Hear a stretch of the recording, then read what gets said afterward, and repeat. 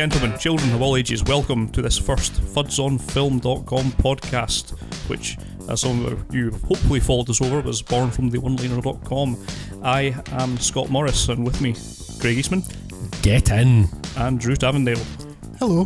Yes, so as I mentioned, we previously ran for 122 episodes a podcast called The One Liner, where we expounded our opinions on some recent films. As it happens, with life getting in the way, we can't really talk about modern films with such a frequency as we would like before. So Not within a time frame of any relevance to the listener, yes. Probably. So we decided to move to perhaps give a bit more considered depth, a bit more in-depth opinion on some older films. So we're going to undertake this as a series of themed podcasts where we will be talking about some of our favourite films, some interesting through lines through film history, various topics like that occur to us, but hopefully we'll give you something new to think about, as well as talking about films that you already love. We hope that this will become your primary source for considered opinion on cinema from a bunch of fuds. He has our blessing for calling us that. Self-deprecating or true? Only you shall find out if you listen. Yes. Mm-hmm. As I said, I hope that some of you have followed us over from theoneliner.com, but if you haven't, we thought we might want to introduce ourselves with giving you a taste of some of our favourite films, just so you get a bit of an idea of what we're up to cinema-wise, what we like, what we dislike, and basically just give you a bit of an insight into the kind of things that we will be talking about. Yeah, and sort of a baseline of our tastes, so you can judge what we say in future episodes against that. Yeah. Give you an idea of where we stand. Exactly. So we each picked our top 5 films, and now in we're no order. No order whatsoever, and we're just going to sit and talk through them now. I must admit, perhaps I cheated somewhat in my picks. They're more indicative of my general taste than sort of the best films in particular. We'll get on to that as we go through. And I'm sure for you guys, as much as for myself as well, do you know what? I could probably give you. There are some of these films that I had to kind of toss a coin with other films for. I could probably have given you 3 of my 5 films could have been something entirely different rather. Yeah, I could have picked 5 from 15. Yeah, too much difficulty. Yeah, exactly. I wound up taking a slightly different approach when I started to do a short list for this just on things that I owned, and I got up to 86, which defeats the purpose and the point of a short list. You were overthinking that just a tad, weren't you? Yeah, so and to be honest, all those 86 films I could have picked in some order as being equally valid as part of this list. We're going to break you in gently with a gradually increasing runtime before we get to the podcast where he gives you all 86 films on his list. Exactly. I will start with the first one that was on this list, and it is Citizen Kane. Oh, how predictable. Exactly, it is predictable. You're not going to win any awards for originality talking about your favourite film. But Citizen Kane. Why Citizen Kane then, Scott? Well, I think the thing you have to think about Citizen Kane is that regardless of everything that's gone before and all the history baggage that it has, it is essentially a really great story. And that is more or less why it's in here. Now, saying you like Citizen Kane, as I say, not controversial, because basically what you're saying is you like modern cinema. Yes. Because it is clearly the most influential film I think there's been ever. Possibly since the Lumiere brothers started filming trains and having them come into the audience. But I mean, so much of it has echoed throughout everything that we see in films these days. So I don't want to get into that too much. It is the story from Orson Welles of a Charles Foster Kane, a newspaper magnate who starts off as a rich playboy, starts running a newspaper business, and it's basically charting his life through a course of things that would have been groundbreaking at the time. Non-linear narratives, the use of flashback, beautifully shot, lots of things like that, things you can see echoing all the way throughout history, film through to today. You can't separate Citizen Kane from that. It does have that as a basis, but I think what is often lost in the shuffle is that it is a brilliant film with a fantastic story and a tremendous central performance, and absolutely. That is really why it's there. It's interesting, mate, because I've never seen Citizen Kane. Stand me up against the wall and shoot me if you want. Okay. Not quite so readily, Drew. Drew chambering a couple of rounds even as the words were leaving my mouth there. I didn't mean to sound quite so eager, sorry. No, that's all right. We've known each other long enough. I know you'd like to do away with me. Yes, we haven't known each other long enough, hence the eager. I mean, sorry, yes, carry on.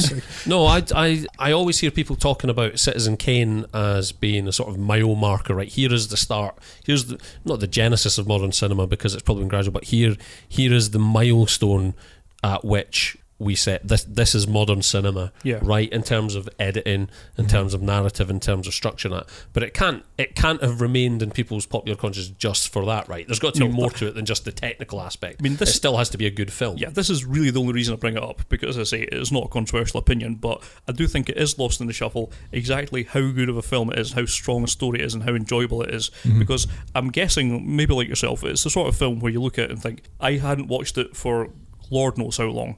I think I must have been about 28 or something before I first watched it, because it has this baggage that says, how can this film possibly be so good? It's continually number one film in most lists for these kind of things, and that's what put me off it. And I didn't want to be disappointed by it, but I think the shocking thing is, when I did watch it, lo and behold, I was not disappointed, because it's fantastic. Well, and also, what year was it released in? 1941. 41. So it's been around the block. And for me, again, like you say, that thing of approaching it, I've always been put off approaching it because of that baggage, and because I fail to believe that, well, a film which is 74 years old still can't be that relevant, that good. Yeah, well, one of the things you're saying too is got, like, the baggage it comes with, and like it's constantly top of the list, and it is because it's a good story.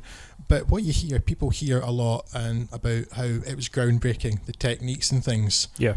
And in that respect, you can see why people wouldn't be impressed with it, because one of the most remarkable things about it is that it is in absolutely no way remarkable. Yeah. Because you look at Citizen Kane and go, well, yeah, that's how you make films. Yeah. But then you have to put that in context, like, well, yeah, but they didn't before then. Yes. That's how they make films now because of that. But so you need to know the context for that. But what works without that context is the fact that Charles Foster Kane is a tremendously interesting character. Indeed. It's a really good story. Orson Welles' central performance is absolutely superb. Indeed. And it's just a captivating film with a superb central performance, a really interesting story that's quite timeless, really. Yeah. And then it has the bonus that, if you know more about the film, about the context, that it changed cinema. Exactly, yeah. And as you say, it is a timeless story, because it's not that far off Rupert Murdoch's. Oh, I was about to ask, how does it compare to these kind of things? There's always some media tycoon that's trying to have the same kind of influence that he does. The question is it better than Die Another Day? I would say yes. I think you mean Tomorrow Never Dies. Tomorrow Never Dies. I do apologise. That's the one I was reaching for. Sorry, Drew, you were saying. even not the archetypal character, this media mogul and his empire, even just on a personal level, so much of it just seems so true, natural and relatable as a person. Yeah. He's a flawed person, he is controlling. I think lots of people know people like that it just works as an interesting character without anything else. Everything else just magnifies it. Yeah. Yep. No, if you've not seen it, again, for reasons like this where you don't think it can't possibly live up to the type, I would just encourage you again, give it a bash. You will not be disappointed by it. I'm going to have to watch it. Guess with that we'll move on to one on Drew's list, which is 12 Angry Men. Yes. In a sweltering New York courthouse, an 18-year-old boy from a slum is on trial for the murder of his father, and the jury are ready to deliver a verdict immediately, without any deliberation. Even the judge seems bored and eager to get things over with, but a lone juror dissents. This man's unwilling to send the boy for execution without at least discussing the merits of the case first. A man playing angel's advocate for the boy's defence. This is a film from 1957 that was powerful then, remains powerful and relevant today, because it's an utterly captivating, compelling film which analyses and dissects the minds, motivation and prejudices of the 12 randomly selected citizens who make up the rather nebulous sounding a jury of your peers. Yeah. And into the hands of these 12 random people is put the life of a teenager. And what makes it interesting and relevant is that the film recognises that these people are just that. They're just people. Yeah. They're charged with an incredibly important task, but they suffer from the same mix of strengths, failings and characteristics as anyone else. So into this group of 12 comes Henry Fonda, doing what the defence lawyer failed to do, and with tools of logic, compassion, common sense and reason, he picks holes in... Not a lot of people are going to relate to that these days, are they? And so with these tools, he picks holes in the prosecution argument and patiently works away. And it's fascinating to watch Henry Fonda challenge other jurors' reasons for voting guilty. And for such a mix of reasons, there are those who have calmly considered and evaluated the evidence as offered, those incapable of, or worse, unwilling to apply much thought. Now you have the successful stockbroker who applies cool logic to his decision, the immigrant who believes in democratic ideal, the prejudiced old man who refers to the boy and others of his ethnicity and background as they and them, proclaiming that they don't know what the truth is. Then there's the ad man who's more interested in doodling, the despicable salesman who wants to send someone to the electric chair because he's in danger of missing a baseball game, and probably most memorably of all, Lee Jacobs' angry, heartbroken father. And I think in the film, it's possible to suggest that each juror is a cipher, that each represents one prejudice, one aspect or one failing of the citizenry, but all the jurors feel like full individuals. Each actor is given time and substance to demonstrate that, and everybody feels believable. That they're a character, that these failings are failings you would see in real people today, then, in the future most probably. And one of the things that makes this so enjoyable film is the setting, which is absolutely key. With the exception of very brief scenes in the courtroom, a corridor and the jury room's toilet, the film is set entirely in the one room. The claustrophobic, hot crucible of the jury room where tension builds, the characters are revealed, and in the middle of which is the calm figure of Henry Fonda's juror number 8. I didn't realise it was so constrained in its setting. Yeah, it's... and to be honest, it could probably be reshot to be entirely in that one room. It could easily be, yeah. Sorry, at this point, it's worth just to mention that again, yet another film on this list of my friends' recommendations that I haven't watched, shamefully. But yeah, it's apart from perhaps the toilet scenes, which is more just where a couple people are speaking slightly more privately. Well, you could just put a Portaloo in the jury deliberation room, couldn't you? There's an opening scene in the courtroom where the judge is clearly very bored. Even he's not interested in justice. It's too hot. He just wants to get it over with. But I'm mildly inconvenienced by this humidity. This guy close today. Hurry up and decide what to do with this teenager. But yes, it probably could be in the one room, and for the most part it is, and it's very intense. It's very claustrophobic. You feel the heat and the tension in the room, and as the time moves on, the jurors get hotter and sweatier and more tense, and tempers flare, and everybody's prejudices are revealed. It's a fascinating character study of, as I said before, the prejudices of these people. Someone who holds the concept of beyond reasonable doubt as sacrosanct, not some flippant word that lawyers say, that he wants to make sure that these people at least consider everything, because it's somebody's life that hangs in the balance. There really is, there's nothing more interesting than the spectrum of human experience, and quite often just a film in which, like say, a single location, a bunch of people talking can be the most interesting thing, and yet at the same time the very notion of that will put off a huge number of people from even approaching a film to begin with. 12 Angry Men does it so well. I hadn't watched this until just in preparation for this, and it's remarkable how good, how well drawn and how deep those characters are. Exactly. Given that you have 12 of them in this a relatively short film. It's only just over an hour and a half, I think. And it manages to make all those feel like real, believable human beings in a way that many supposedly deeper character studies haven't been able to. So it works tremendously well on that level. And you don't even find out much about the characters in it, which is because in so many other films, characters are defined by what they do. Until the end, you don't find anybody's name, and it's only two people's names, and it's an irrelevance. There's no cutting away to show what's happening in the home life of this particular juror as he goes home for dinner that night, or anything that's in there's inferred. There's a couple bits of chit chat where somebody says he's a salesman, somebody owns a garage, somebody's a stockbroker. It's not relevant, but the character comes out from what they say, what they do. That whole thing of inference is one of these things that, again, like modern multiplex cinema is missing entirely, because often the most satisfying thing is not to have everything handed to you on a plate.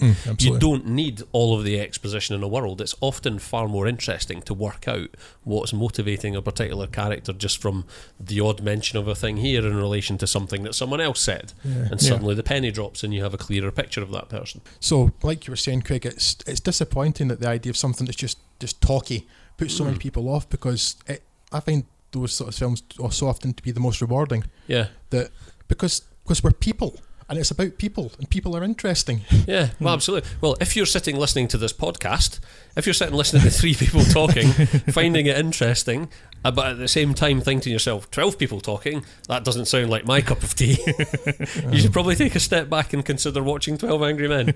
Even just one final masterstroke in the film too is that you never find out if the defendant's guilty or not. Oh, really? No, which I just think is because it's not really the point of the film. It's not relevant to the film. You've just got Henry Fonda's juror who he knows that he could be wrong. Yeah. He knows that he could be helping set a guilty person free. But as I said, he believes so strongly in this idea that beyond reasonable doubt means something. Yeah. And that you shouldn't just condemn somebody to death because you want to go to a baseball game. Yeah. So you never find out if he's guilty. It's the process of deliberation and the insight into jurors' minds that's the real draw of it. And I just find it utterly fascinating. And the young lad's just the catalyst for that.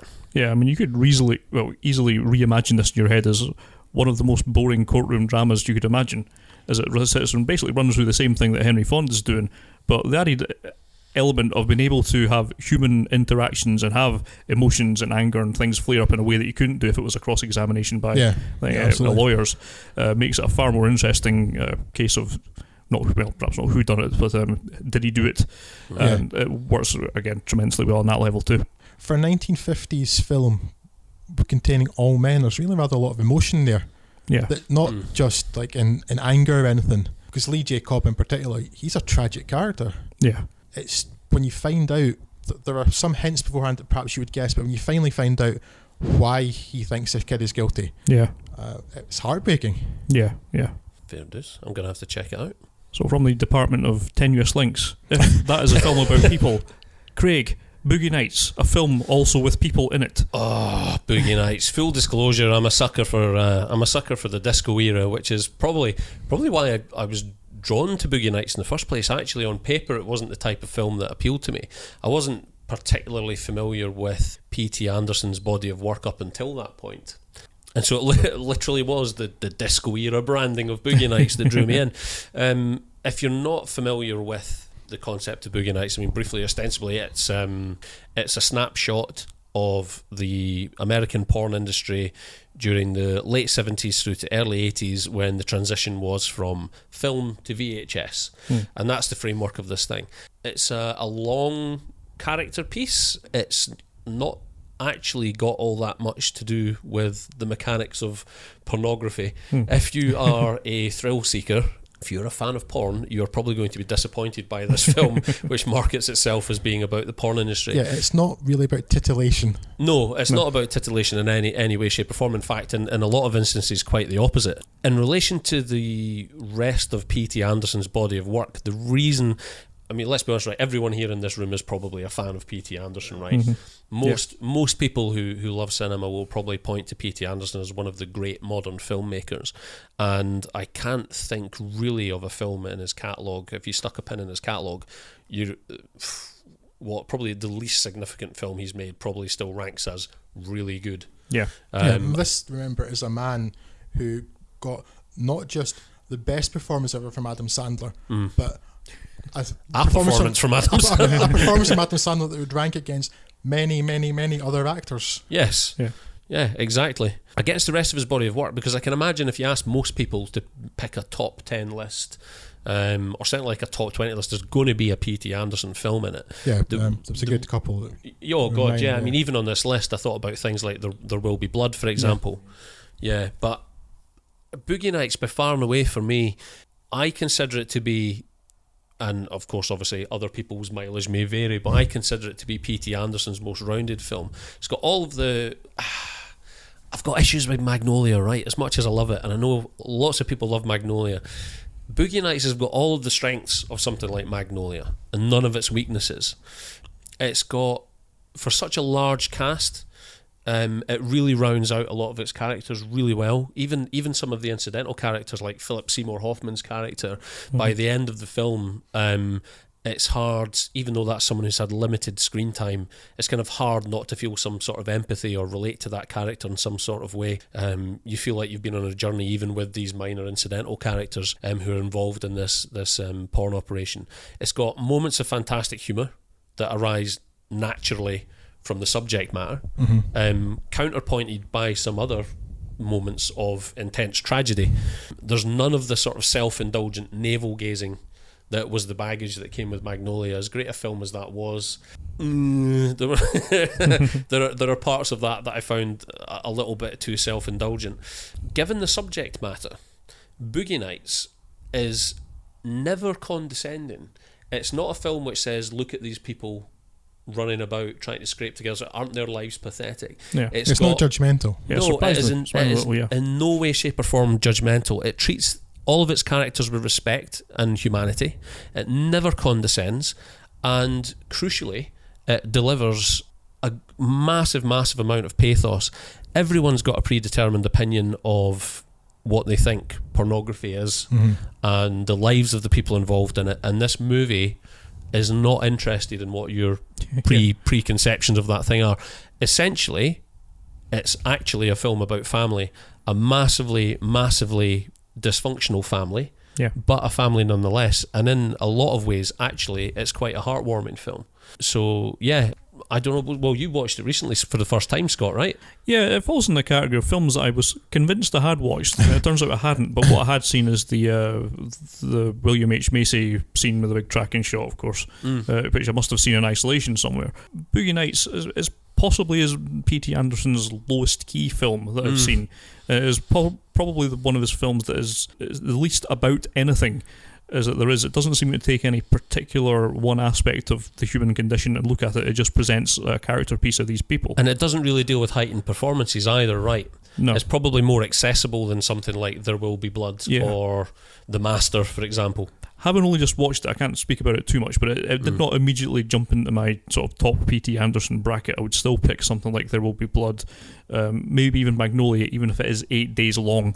I mean, I can't see past There Will Be Blood because that is just such a remarkable film, but certainly P.T. Anderson, as we mentioned earlier, just such a fantastic director. It did break my heart not to put one of his films onto my list, but Boogie Nights, it was certainly worth watching, and I enjoyed watching it. I'd probably need to let it sink in a bit more to see if it's how well it holds up as a character piece somewhere down the line, but certainly it's certainly an enjoyable watch, and it's certainly one that does not demand the same level of perhaps patience that you need to show with something like There Will Be Blood, which is a fantastic film, but it is somewhat more demanding of a watch than something like Boogie Nights. Yeah, so yes, it's certainly very enjoyable, and I very much enjoyed watching it. It's not. I don't know anyone else who would say probably is their favourite P.T. Anderson film. For me, I think the accessibility of it, I think the humour of it, which is something that often the humour in, if there is any in P.T. Anderson films, it can be quite oblique, quite random. There is a more natural feel to the humour arising from the situation and the characters in this, rather than being some sort of stylistic choice. The fact he earns kudos again, much like we discussed with, who was it we discussed a minute ago? Adam Sandler. You're going to mention Marky Mark? Marky Mark. He also gets a really fantastic performance out of Mark Wahlberg, which we've never seen since. No, exactly. Likeable as he can be, but nothing like that. Well, no, he certainly shouldn't have been nominated for The Departed, but let's skip over that. I think there's as someone, again, as I mentioned at the start, someone with a deep love of that era and the music and culture of that era, I think personally for me there is a connection to the film that I don't feel from as much as I seesawed between this and There Will Be Blood. Ultimately it comes down to just that little personal spark, that particular connection for me myself, and that's why I picked this one for my list. Love it. That sounds very much like it should be leading for another film, which means that it comes back to me, so I'm going to talk about it. Scott, I'm sure at some point in Boogie Nights, correct me if I'm wrong, I seem to remember, didn't someone carry a length of rope at some point? Let me just think about it. Why, yes, they did, which provides a great lead-in to my show's film for this one, which is rope. And for those of you who don't know, you perhaps may not know it, because this is one of Alfred Hitchcock's least celebrated films, I would say. And there is perhaps a bit of bloody-mindedness on my part of putting this in the list.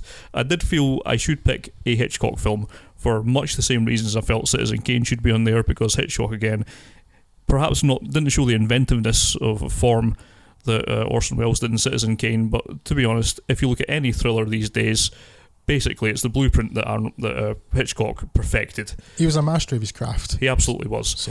So if you're going to pick a Hitchcock film, I'm sure a lot of people, if they lean more towards the horror side of things, they'll pick something like Psycho or The Birds, which are perhaps my least ones. I personally would go North by Northwest. Exactly. I was going to say, if you want some of the kind of more bombastic ones, maybe Vertigo or North by Northwest, which is such a terrific film, it breaks my heart again not to put it on. I was going to say it was very close to being in my top 5. Yep, mine too. So I'm kind of inherently drawn, however, to some of his more low-key works, which is normally a lead-in to, say, Rear Window, which is fantastic. Again, fantastic film. But I'm going to talk about Rope, which is, if anything, an even smaller scale venture. It concerns two university-educated, kind of Harvard-educated gents, two young boys who basically kill one of their classmates as an intellectual exercise to show that they can do it, and provide some bizarre philosophical points which are brought up later on in the film. And their grand plan for this master is to kill this fellow, strangling him with the titular rope, and then they stuff his body inside a chest, and then, in a kind of ghoulish detail that I'm sure Hitchcock was amazingly happy to put into the film, they then proceed to put a cloth over this chest or drawer, this large chest, and serve dinner off it for a dinner party, which is just about to happen. Which is, it's just a tickling concept. You can tell we'd love that kind of macabre thing. This is immediate, because again, I haven't seen Rope. This has immediately gone to the top of my catch-up list for these ones. It's the very fact too that this was a 1948 film thing, so mainstream Hollywood, late 40s. And Hitchcock gets away with a film where somebody is murdered at the very beginning. His body is effectively in the centre of the thing all the time. These characters are doing such ghoulish things and discussing the moral superiority of beings that they're allowed to kill people. It's incredibly macabre. Mainstream Hollywood film from the 1940s. I don't know how he managed that. Yeah, so there's a lot of elements like that, and there's things like it can't be mentioned because of the time frame, but clearly the two boys that commit this murder are in a relationship with each other. They're clearly homosexual. It's not mentioned explicitly, of course, because you couldn't do it at that kind of time, but it's pretty clear there is. There is also supposed to be the same kind of dynamic between one of their guests at the party, which is their teacher, played by James Stewart. That doesn't really come across so well, I think, because of James Stewart's inherent straight-laced morality. It doesn't really play, but that's quite clearly how the dynamic was supposed to go. They had some infatuation with a former teacher, and they're playing out his somewhat unique interpretation of Nietzsche and how they can be viewed as superhumans and put their life amongst the cattle of the normal people. I think it's kind of how they're referred to at certain points. So it's an interesting thing. There's two axes that you're looking at, and first is, again, it's just a brilliant character piece because it does such a brilliant job of introducing two people that you really want to see get caught out, because they are just so, even their motive for murder is just so inherently nasty that you just immediately vile performances from them. So it's a great one for that. For central characters in a film, again, possibly in the 1940s, a time of film noir and stuff, I guess, but they are the most hideous, heinous, amoral, disgusting people you can imagine, and they're the centre of the film for the entire running time. Yeah, and it's beautiful to kind of hope that these people get their comeuppance. The film around it actually, again, manages to be a very interesting character piece. All the characters that are invited to their little dinner party, which I assume is used as their alibi or was intended to be, they're all fully drawn characters. Some are perhaps a shade over the top, but it all works very well. It provides an entertaining mix of people to bounce off each other. So that element of it works very well. Of course, the other thing is Hitchcock, of course, wanting to build tension. He's managing to build tension from the most mundane of occurrences, and this is why I think Rope is so underrated, because basically there's almost nothing in here that could possibly be used to build tension, yet Hitchcock manages to do it anyway. I mean, something as simple as a maid cleaning dishes off the tablecloth of it is now being seen as a source of real drama, which it shouldn't be. And it's just these sort of part more than anything else is why it's on the list, because it's such a minimal film. It's all based entirely in this one room. There's a shot of the outside at the start, but everything that happens in the film is done in one room. It's basically shot as a play. It's adapted from a play, and Hitchcock basically shot it as you might shoot a play. He was basically just running an entire reel and shooting that off. It's a technique you might see in something like Birdman recently, where all the transitions where scenes were loaded are basically you kind of move behind someone's back, and that's used as transition to reset and reload the film, that kind of thing. There's a lot of like hidden cuts, because generally it's people's backs. Some are more obvious than others.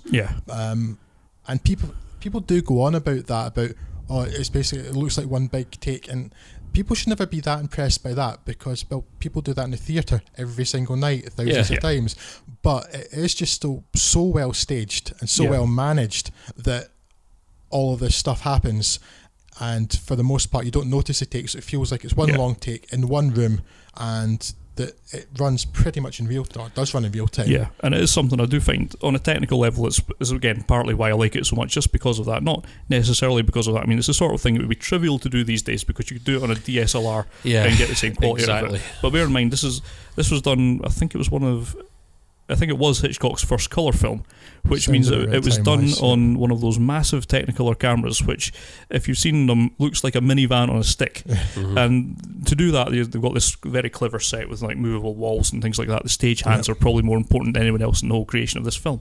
And just managing to kind of track that through and without it being obvious or seeing any kind of strange blocking, tremendously well handled on that technical level as well, which gives another level of appreciation to it. But the primary thing of it is just how good a story that is and how much you want to see these people get captured. Yeah, actually, it's something I'm going to mention in the film. We'll talk about later. But people do get hung up on the technical details sometimes. Yeah. And if you appreciate film craft and you understand how they're made, yes, you can appreciate that. I know it's very well done. But the point of it, and again with the film I'll mention later, it's that it's so good technically, but because it serves the story, that's why it's important. Not that it's a technical feat, but that it allows the story to play out in the way it does, and with such tension and fluidity. I think more than anything else, it shows off how clearly Hitchcock was his technical competence in basically all manner of filmmaking, from the shooting to the directing, all that stuff. He knew what he was doing, and he knew what basically everyone that was under his Aegis was going to be doing. So that is one reason to like it, but it's not the primary one. The primary one is just the characters are so well drawn and so likeably hateful, if that is a term we can use. Yeah, so that's really why I like it. Again, you could put any one of Hitchcock's films on this list more or less, but I think this one is the underrated one, so that's why I'm imploring you to give it a chance if you haven't done already. It's only 80 minutes long, if memory serves. It's not going to take you too long to batter through it, and I think it's well worth a look. Yeah, it's tense from start to finish. This was one that I was absolutely certain I'd seen. Yeah. Which I must have seen, Rob. I've seen so many Hitchcocks. I've seen this, and I didn't. So I watched it last week in preparation for this, knowing that you'd covered it. It's like, oh, yes, I can see. It wouldn't be my favourite Hitchcock, probably not even close, but I can see why you put this in here because it's a technical masterpiece. Yeah.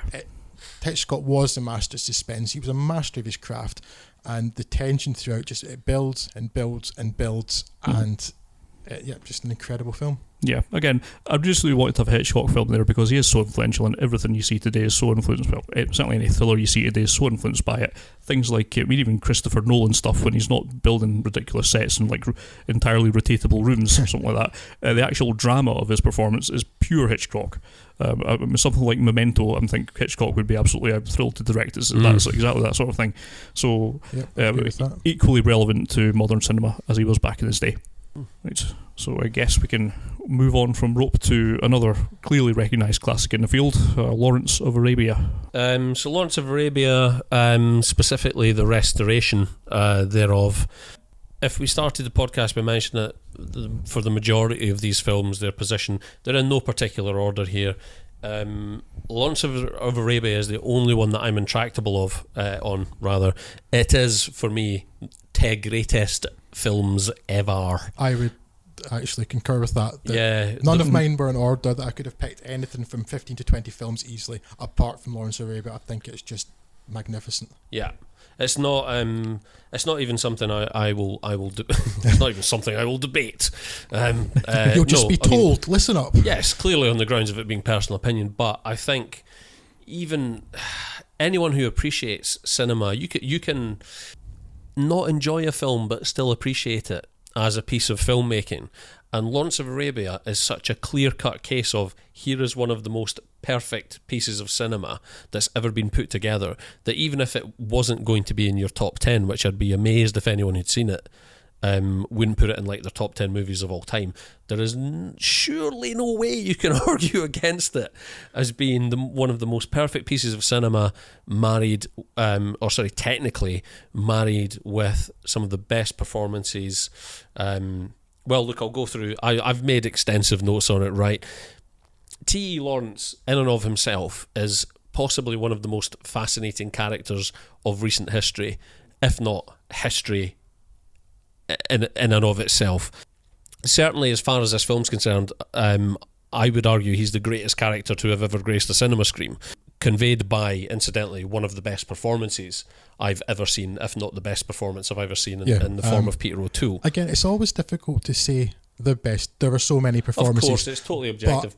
But it's arguable. I think that's the thing, that it's arguable that Peter O'Toole in Lawrence of Arabia is possibly the best ever. So it'd be hard to argue against it. The way I would argue, is that it's probably not. You probably can't argue for that as a definite thing, but it's very difficult to argue against, because you could probably point to other performances that are as good as, but I honestly don't believe there's one that's better. Yeah, so I'd say you probably pick a lot that are very, very good, and you would never say one is better. You couldn't. And why would you need to? Because you've got time to watch more than one film, but exactly. You couldn't find anything better. So much of the guys, T. Lawrence's is not Peter O'Toole. So much of T. Lawrence's life and exploits are known, and yet so many of them still remain shrouded in mystery. That if you I would imagine, take a look at the guys. Take a look at the Wikipedia page. It's probably more interesting than most novels you'll ever read. So you have this character about whom the exploits and the things we know about his character are fascinating enough. The things that we don't know, or that there's speculation about, are equally as fascinating. On top of which, as if he weren't compelling enough, during the First World War, his exploits were sensationalized largely by the American press, and then after the war, chiefly by himself when he wrote the 7 Pillars of Wisdom, which again is one of the most compelling books I've ever read in my life. So obviously this guy offers such a broad canvas as a character that if you want to do his entire character justice, you're going to need a 20-part television series, right? So basically David Lean approaches this film, and here's a narrow slice of this guy's life. Nothing is considered of Lawrence's earlier life. There's no setup. There's no mention of the early years of his life. No origin story. There is no origin story. That's the only way we can hope to have some understanding of this guy, is to say, okay, let's take just a cross-section. And even at that, this movie clocks in at over 3.5 hours. And you are still left wanting more.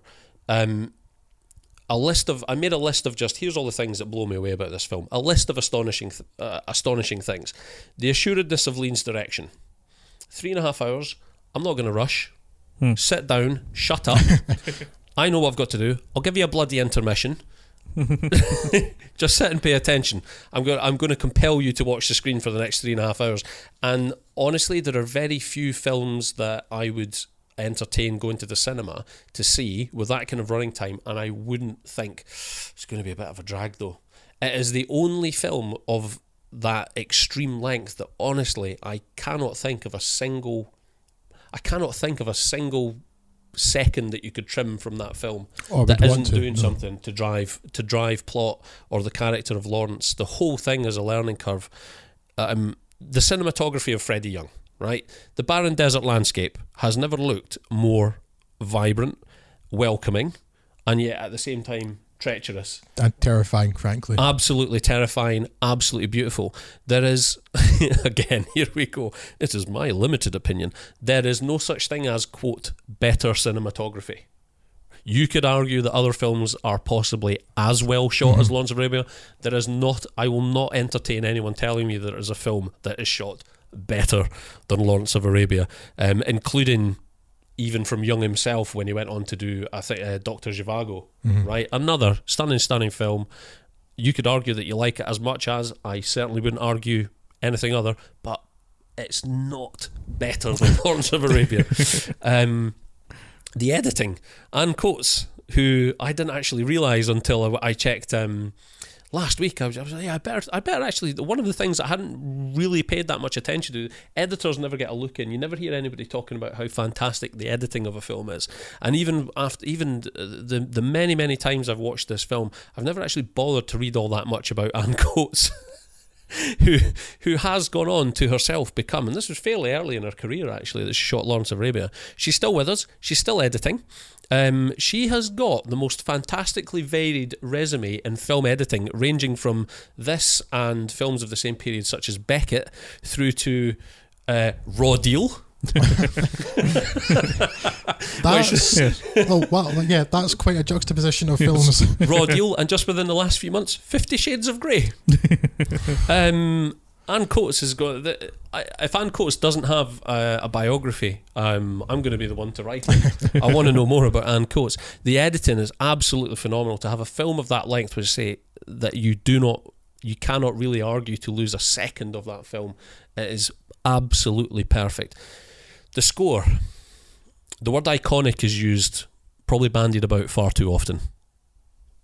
It's not here. Absolutely iconic score. Drew, you and I were fortunate enough that we went to see the Glasgow Philharmonic Orchestra, didn't we? Scottish National Orchestra. The Scottish National Orchestra, performing hits from films. And honestly, to sit there and hear the score of this film being played in a room live by an orchestra was so moving. It was one of the best experiences of my life. Hair standing up in the back of your neck. Absolutely. Did I mention the cinematography? Universally astonishing performances. Alec Guinness's prosthetic nose notwithstanding. Actually, Alec Guinness is probably the weakest link, if there is such a thing in this film. Omar Sharif and Anthony Quinn fucking dominate. This is a film in which, they're not incidental characters, but secondary players are absolutely, and legends of cinema are firing on all cylinders at all times, yes, in accompaniment to Pete O'Toole's unbelievable performance in the central role. Again, there is Alec Guinness. I still have a little problem with Alec Guinness in this film. He sounds a little bit too much like Obi-Wan Kenobi. Weird that. Yeah, exactly. No, it's a sort of generic Alec Guinness performance, but it's still better than most other people's performances. And also, I think, explainable because he had such a good relationship with David Lean. He'd been the star of Oliver Twist, and then he seemed to suddenly fall out somehow. And after The Bridge in the River Kwai, he was the star of that too. Superb. And I think while he wanted a bigger role in that film, and I think, whether it's bitterness or being less motivated or something there, because he gradually worked with Lean less and less, tiny role in A Passage to India. Yeah. So I think maybe there's something to, which is a disappointment, but again, he's still excellent compared to most people. Absolutely, but yeah, you get the impression that the seed of something and the demise of their working relationship was perhaps planted around this time. But again, it's still a performance, it's still an excellent performance. It's just, it's probably made to look that much less significant in the context of O'Toole, Quinn, Sharif. Unbelievable. Best of all, Peter O'Toole's performance, for my money, as we've already covered, the best performance ever committed to screen. Crucially, there's a point just before the intermission, probably about 2/3 of the way into the running time, where Lawrence is recounting to General Allenby the execution he carried out against Gassim, the guy that he'd gone back and risked his own life to rescue when they were crossing the stretch of desert known as the Sun's Anvil. And Toole's admission here, which is in stark contrast to his earlier ethos, which is well quoted of simply not minding that it hurts. And Jack Hawkins' reaction as General Allenby to it do more for character development in a few short lines than most other movies accomplish of their lead characters in a running time of 2 hours. Unbelievable. A really, not just a pivotal scene in that particular movie, but one of the best character developing scenes I think I've ever witnessed in cinema. Did I mention the cinematography? Weaknesses, believe it or not, there are some. It's not going to pass the Bechdel test anytime soon. This is definitely a film about men. Yes, I can't think of a single female. I can't even, not even just a significant female character. I'm struggling to think of a female character. Yeah, there's possibly an extra at some point. There's possibly an extra one, but there is literally perhaps some of the shots in England. There might be some women on the steps. Yes, and unfortunately, as with films of that period set in that sort of locale, There is some horrid blacking up of white actors. I was going to say that is really the only blemish in this film's copybook for me, is that the strange insistence that, well, we need an Arabian, let's get Alec Guinness, and it'd be lovely to think that this sort of thing's gone away, but it's not. No. I mean, leading to last year where you think, we need an Egyptian, I know, Christian Bale and Spud off Train Spotting, that'll do. Yeah. And it's just not acceptable then, and it's not acceptable now. Other actors of that region are available. But, very much of its time. I'm not, it is what it is. If you can see past that, and hopefully you can, it can be forgiven, that transgression. It would benefit from a remake. Jai Courtney as Lawrence, and I envisage Chris Tucker as Sheriff Ali. Dennis Quaid in there to keep the charisma factor up. Dennis Quaid just to amp up the charisma even more. But listen, any weaknesses, any weaknesses, that's fine. They can be excused because, my opinion's bigger than Jesus, and I forgive them. So I think this is also my favourite film, and Craig and I could have come to blows about which one of us got to cover this during this podcast. Craig, you mentioned the word iconic being overused, and this film almost makes me think of another word which has so little meaning nowadays because it's so obvious, and I hate it, which is epic. Epic. But this film is epic. If you want to understand what a film epic is, this is it. Lawrence of Arabia is epic. The scope, the scenery, the cinematography, the acting, the scale, the score, those are all epic. This is a film epic, and it's so sad that such a word means so little nowadays, because this embodies it in so many ways. But it manages to be epic. It manages to be epic, but also in the context of character, which is, it was wise that they've taken this cross section of Lawrence's life, where his involvement in the British forces as a liaison during the Arab uprising, the Arab revolt, is probably the most obviously cinematically, has the most cinematic potential of any particular section of his life. Although I'm sure there are intriguing movies to be made about every waking minute of this man's life, and probably the time he spent asleep as well. So a lot of it, it's in a sense, it almost feels like it was like, let's pick the low-hanging fruit. But where the impressive part of it is against this background of everything that was happening during the Arab revolt, the war, that unbelievable backdrop in terms of the desert and the terrain and all that offers, he still manages to keeps that in focus and makes that incredibly compelling. But it is never bigger than Lawrence himself. It's always about the character of Lawrence and his journey in character. It's quite a trick to pull off, to be both epic yet intensely personal. Yeah, absolutely. And to me, that's what's epic about it. There's epic in terms of Dr. Zhivago is an epic film, an epic love story. Ben-Hur is an epic film. I would argue you could trim an hour off that. That's epic in another way. Lawrence of Arabia is epic in scope, in scale, in terms of narrative, in terms of setting, in terms of character, and it's the last bit that's the most important. Yep. You could have made a really lazy film about T.E. Lawrence, and this is not a lazy film. It's not just a case of picking the low-hanging fruit. But there you go, that's my 10 pence worth on Lawrence. Yeah, I'm not going to add anything to that, but it's a masterpiece, isn't it? That's really all there is to it.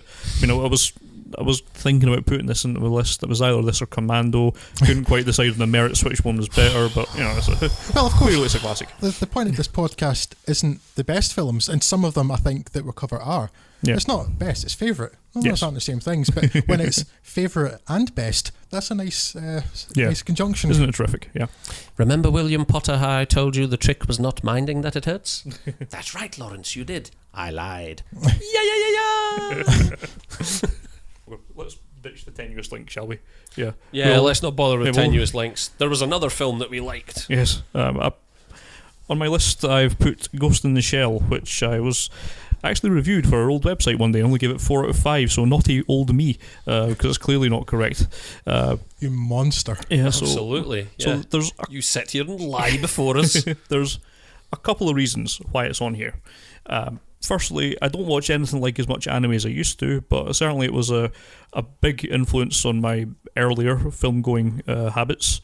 And I think there's still an attitude amongst people who will dismiss this because it is a cartoon, as we will do with all anime, and I think that is, of course, nonsense. So that's something to was rail against, because what you get with Ghost in the Shell is one of the more complex and layered bits of film, despite the fact it's not really going out of its way to bludgeon you over the head with a lot of things. So part of me wanted to put this on just because of my love of anime, and part of me wants to put it on because of my love of science fiction as well. The central concept of Ghost in the Shell is based around a society that is set in the near future. It's, I think, based in Hong Kong. You've got a scenario where people are being able to cybernetically augment their bodies to the point where they might actually be completely augmented in that kind of Robocop kind of way. There is a crisis caused by the sudden appearance on the scene of what is assumed to be an elite hacker going by the name of the Puppet Master, who, thanks to this new world of interconnectedness, is now able to hack directly inside people's minds because they're so high cybernetically augmented and kind of control them in that way. It later on turns out that to take a bit of a twist in that, and it goes into realms talking about artificial intelligence. It talks about a whole lot of very deep science fiction concepts. It's also talking about your identity, sexual identity, just self-identity in general, at the same time as also providing a pretty good procedural as the heroes of the piece are trying to track down the cinema, and also providing a number of beautifully shot action sequences as part of that. It's one of the first animes to start using CG along with its cell shading, but it's not going over the top of it. I'm thinking a lot of places you would struggle to see where there is any computer graphics used in the scene. It's more for kind of background ambience and things like that. It does a fantastic job of just looking beautiful. It's clearly influenced by things like Blade Runner. But at the same time, again, it's another film that's proved to be very influential in itself. I mean, certainly it's a time-worn trope that if you don't do this film, you don't get The Matrix. But clearly, Wachowski's lifted quite a lot from this, and it's still Control-C, Control-V through Google Translate. Yeah, of all the science fiction stuff you will see, I think you can see echoes of it through Ghost in the Shell. It's just a fantastic work they've done. A bit of investigation of treatise on more or less philosophy. There's points where it does kind of come to a stop and people just start talking about what the implications of these things are for humanity. You could argue maybe it should be framed a slightly different way, that way to kind of have it a bit less stop-start, but I think that's forgivable because it manages to introduce so many concepts that are worth thinking about in a very short running time. I don't think this even struggles its way to 90 minutes. I'm sure it's 80-something minutes. It's like 82 minutes. Yeah, and so it's just tremendously dense. There's so much in there you can sit and unpack if you care to do so. If you don't care to do so, you still get a very good film with an interesting sort of through line and some really great action sequences, and it looks beautiful, and certainly the Japanese performances are rather good as well. I can't remember off the top of my head how good the dub is, but I'm more of a purist that way anyway. Likewise. Yeah, so purist snob, some people would call it. They'd be wrong, obviously. Yeah, so it's a lovely example of a film that is both sort of brilliant in itself on a superficial level, but if you care to do a little bit more of a deep delve, you can unpeel this onion and get a lot of lovely things hidden underneath the surface of it.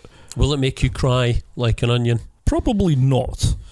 No, it also doesn't taste so good in stews and casseroles. Okay. But nonetheless, so you're going with the lazy, layered onion analogy then, Scott. You're not going any deeper than that, nah? No. Was that why you gave it 4 out of 5 originally on the website? It was insufficiently like an onion for me to give it the full 5 out of 5. Insufficiently analogous to an onion. I think what's interesting about it is one of the earlier anime titles to reach the UK at the spearhead of what was very much then kind of like a fringe cult, right? For those of us who were buying stuff like this on VHS and whatnot. And yet it still remains like kind of right up there at the peak of what anime has achieved. And like I know it's been expanded on greatly with Standalone Complex and whatnot, which is a thing in its own right, and which I've never actually indulged in. But as a piece of anime, I mean, it's arguably more perfectly formed and cinematic, maybe. It's more compelling for me than something even like Akira. Yeah. Again, it's that thing of like it's got very little fat, and it's interesting because I made a note myself about the sort of debt it owes to Blade Runner, which is on my list to talk about. but it's not plagiarising Blade Runner at any point. It's very much done that thing where, and it's probably unusual I don't know, I might be talking shit, so correct me if I'm wrong, but my recollection at the time was that a lot of anime coming out at that point was very much centric around Japanese culture, and it was one of those few titles that Masamune Shirow seemed to want to take a few cues from Western cinema and integrate that back in. And I feel like he reached out to Blade Runner as an influence there, but he most definitely took that, made it entirely its own thing, it was a minor debt to Blade Runner, but maybe in theme and some visual context alone, but otherwise it is entirely its own thing, and quite rightfully stands, as you pointed out, as this thing which has then gone on to influence cinema in and of itself. I like this film a lot, but it's just so many years since I've seen it, I cannot talk with authority about it just now. The only other thing I feel like I should mention before we move on, the score, I know we talked about it a bit in Lawrence.of Arabia, but Kenji Kawai's got this bizarre central motif running through it, this strange orchestral invented Japanese language thing going for it, which is, I would argue, is iconic, and it's such a beautiful counterpoint to so many things on it. It's so ethereal and strange and otherworldly that manages to fit in very well with the concepts of the piece. Yeah, it was just so influential in terms of style and substance, along with films like Akira. It defined, for those who could be bothered to see past the violent Japanese cartoon tag, that anime was actually offering a lot more than just that. Certainly that there was plenty of that in the market, and amongst that first wave of titles that we received in the West, a lot of it was just that stuff, because Western audiences like tentacle rape. Wicked City and Urasoka Doji, this is not. Yeah, exactly. It's not one of those disposable pieces of first wave stuff that came to fill up video shelves and make a quick buck. It's a very mature work, I feel. It certainly is, and wonderfully atmospheric. It puts in a way that sees it stand shoulder to shoulder with any live action film that you care to mention, including the likes of Blade Runner. Masamune Shirow is basically a god. Yes. I can't argue against your inclusion in the list. Fair enough. Well, I guess the next film on the list, almost intentionally, some might say, leads on rather nicely. I'm next up with one of my choices, which is leading on from Scott's choice of Ghost in the Shell. I am going to put forward Blade Runner, a seminal work of sci-fi, and I would argue of filmmaking in general. There's a weird thing where if you get into the works of Philip K. Dick, you feel obliged to read Do Androids Dream of Electric Sheep. The reason is not because it's one of Dick's better works, arguably it isn't, but because everyone knows it's that book what Blade Runner is based on, which it is only in the most minor of contexts, basically. Basically, you have a character set in the near future. The book was set after an apocalypse, a nuclear apocalypse. There's no mention of that in the film specifically, but the film is set in a near future where artificial intelligence and the construction of androids is at a point where robots are very difficult to distinguish from humans. And this poses all sorts of questions. These robots have specific functions. Some are built for work on the off-world colonies. Some are built as sex models to service the workers of the off-world colonies. However, they all have built in a finite lifespan, and when these robots become problematic and decide that they'd actually like to live a little bit longer, it falls under the jurisdiction of police officers known as Blade Runners, who, inverted commas, retire the androids in question, mostly by shooting them in the face or anywhere else that'll do the trick. Ridley Scott's Blade Runner is one of those happy instances where I feel completely happy dealing with anyone who tries to tell me the book was better than the film by holding a seance, channeling the spirit of Patrick Swayze, putting on a pair of mom jeans and backward roundhouse spinning kick them in the face. Sometimes people have accused the film of being a blatant case of style over substance. I've heard that argument many, many times, and those people would be wrong. They're probably just jealous that Blade Runner has more style than most other movies combined, probably including whatever their favourite film is. Not that we're being judgmental. No, not at all. Not that I'm going off on one. Coupled with a deep philosophical theme, which is the part of the source novel that it does actually draw most heavily from, which is what is it that makes us human? Why is it that a human life is held in more esteem than an artificial intelligence? Why is one deemed to be disposable while the other is intractably sacred? So a theme which Dick dealt with in the vast majority of his works, but here probably most arguably translated most successfully to film than any of the other attempts that have been made. I can see why people make the argument that Blade Runner is style over substance, because it has got the most ridiculously complete, or is the most ridiculously complete case of world building I think I've ever seen in a sci-fi film, to the point where it has become the archetypal future apocalyptic sci-fi film. Yeah. No film made after this. I think the first attempt to even try and deviate significantly from the aesthetic of Blade Runner in terms of the overcrowded, overpopulated future world scenario that's posited by so many sci-fi films was probably The Fifth Element, which seemed constructed entirely as an exercise in, no, everything doesn't have to be like Blade Runner. Let's just be the absolute opposite of it in every respect that we can. And, well, I suppose opinions may differ as to how successful it was. As a world-building exercise, it's absolutely fascinating. I would argue flawless. Atmospherically, also a flawless film. I can't think of any other circumstance in which I would say I've enjoyed the works of Vangelis. They have... Vangelis has actually found a contextual home for his sonic noodlings here that feels entirely in place and in time, and services the atmosphere of the film absolutely perfectly in a way that few other film scores that I can think of have, never mind a film score by an artist who I would never go within a million miles of under any other circumstance. Performances throughout are largely remarkable. I personally don't think Harrison Ford has been better in anything.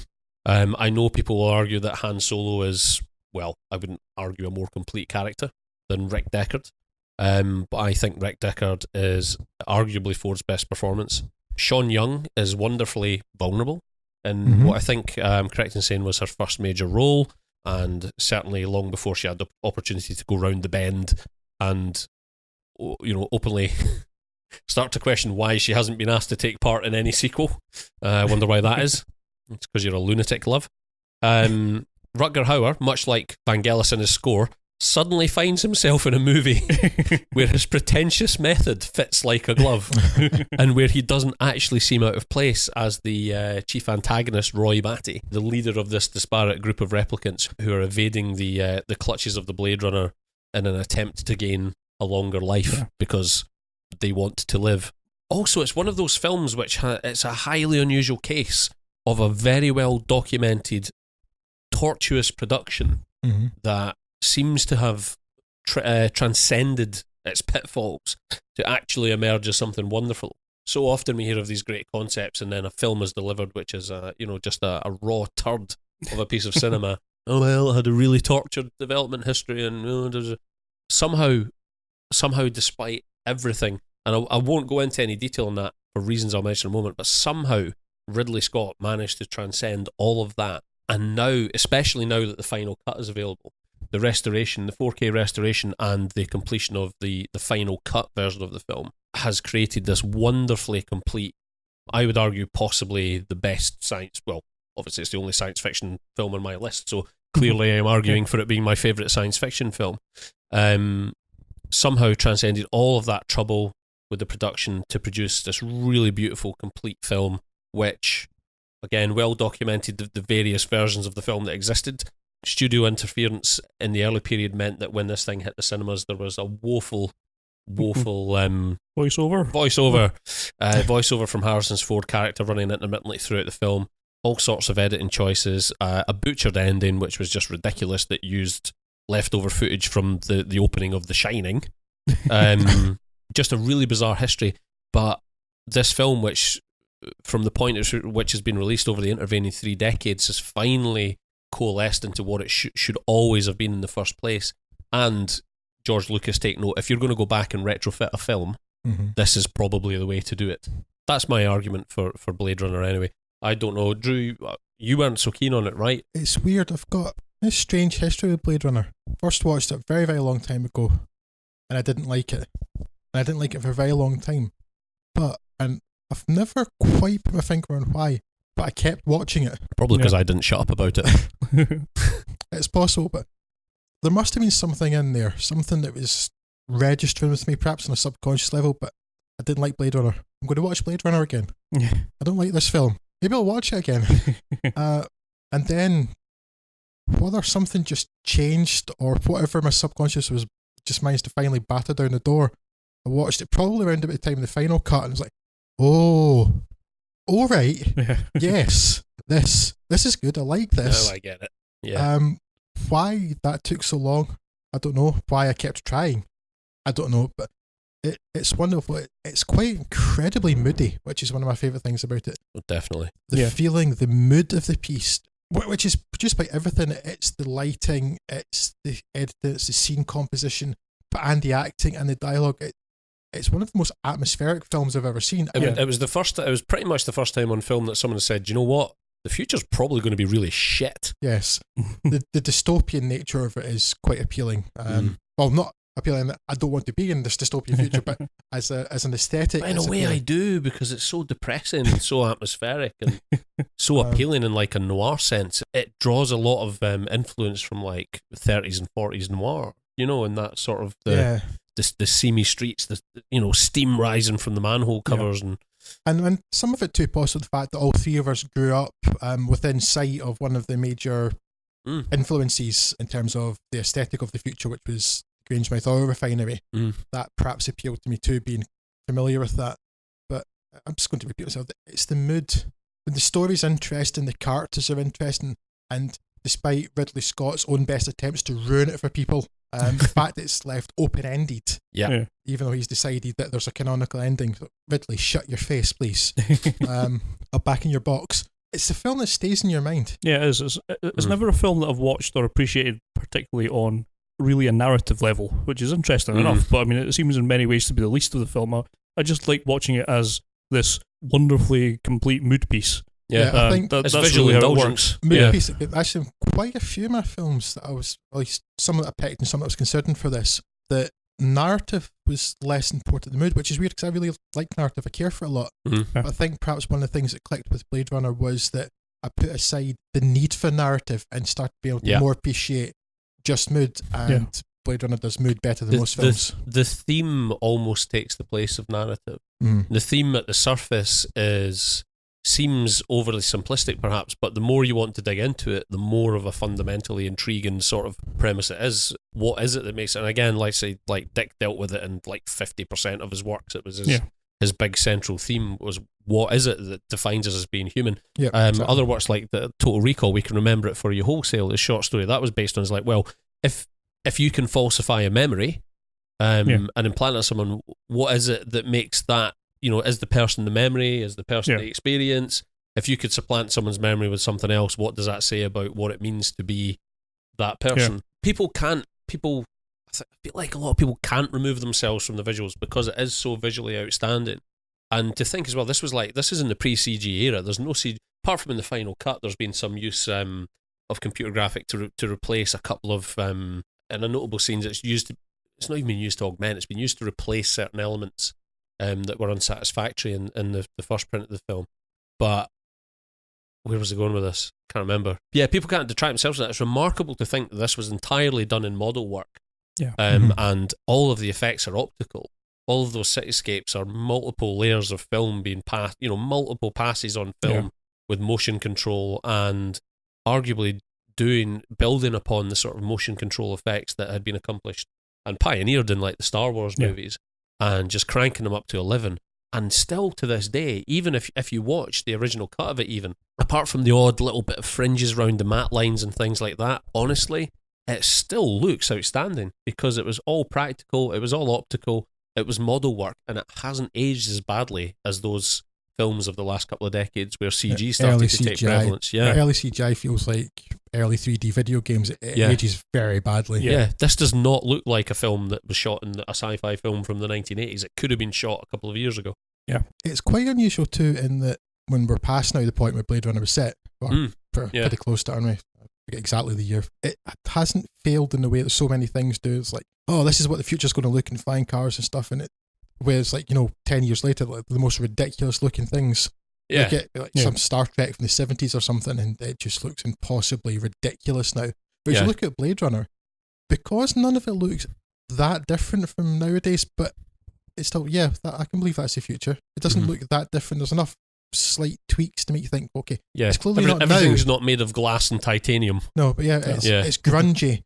Yeah, whole cityscapes haven't suddenly been replaced by sort of arbitrary sort of, like, oh, we've decided, buildings are all made of crystal now. Yes. What happened to the old cities?